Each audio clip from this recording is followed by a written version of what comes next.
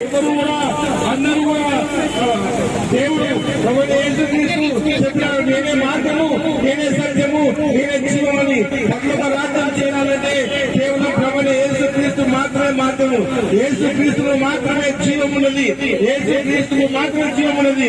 ఆయన విశ్వసించినట్లయితే మీ అందరూ కూడా నిత్య జీవం పొందుతారు. లేకపోతే ప్రభువైన యేసుక్రీస్తుని అంగీకరించకపోతే మీ పాపంలో మరణించినట్లయితే నిత్య నరకానికి పాత్రలు. అందుకనే ప్రేమించి ఈ సువార్తను, మంచి వార్తను, ఎందుకంటే మరణం తర్వాత నిత్య జీవం ఉన్నది.